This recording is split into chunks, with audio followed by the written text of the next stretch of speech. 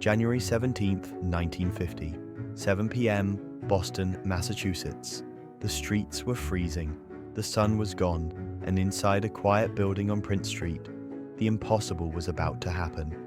At exactly 7:10 p.m., 11 masked men wearing Halloween-like rubber masks, navy pea coats, and gloves slipped through the side door of the Brink's armored facility. They didn't fire a shot. They didn't shout. They moved like shadows. Inside, guards were sorting cash for the next day's deliveries. Before anyone understood what was happening, the robbers had them on the floor, tied, blindfolded, everything timed to the second. In just 17 minutes, the gang stole $2.7 million in cash, checks, and securities, more money than any robbery in American history at the time. When they vanished, Boston didn't realize it yet, but this would soon be called the crime of the century. Nothing made sense. There were no fingerprints, no footprints, no shell casings, no witnesses. The robbers had worn gloves. They had swept the floor. They even removed every trace of the rope used to tie the guards. The few clues the FBI recovered were useless. A piece of tape, a truck tire mark, and a vague witness description. Men wearing Halloween masks. Reporters swarmed the building. The public panicked, and Brink's security was humiliated.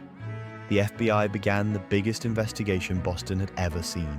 More than 1,000 suspects questioned, but every lead collapsed. For months, the Brink's robbers simply disappeared. It was the closest thing America had ever seen to a real-life ghost robbery. The truth was hiding in plain sight.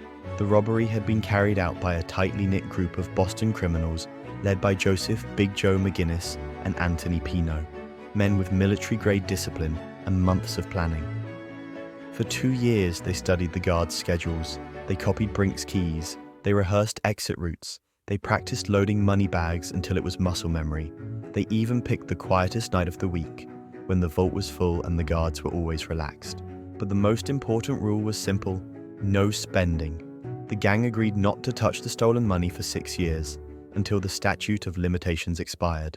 As long as no one talked, they would all walk free. And for a while it worked. But perfect plans never last. One gang member, Specs O'Keefe, was arrested months after the heist on an unrelated charge. He went to prison, and unlike the others, he wasn't receiving his money. He felt betrayed. From behind bars, Specs sent a message to the gang: "Pay me, or I talk." The gang panicked. They tried everything, bribing him, threatening him, isolating him. Nothing worked. Specs decided he'd rather destroy the whole operation than die forgotten in a cell.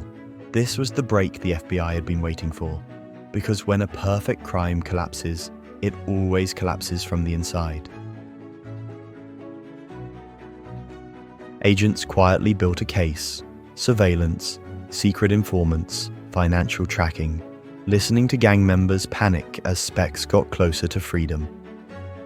The key moment came when a gang member confessed after a long FBI interview. Then another, then another. The dominoes fell. On January 12, 1956, just 5 days before the statute of limitations expired, the FBI finally arrested the Brink's gang.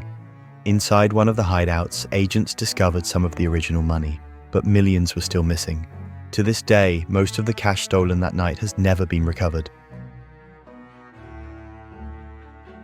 The robbers were sentenced, Boston finally exhaled, and Brink's rebuilt its reputation, but the heist left a permanent mark.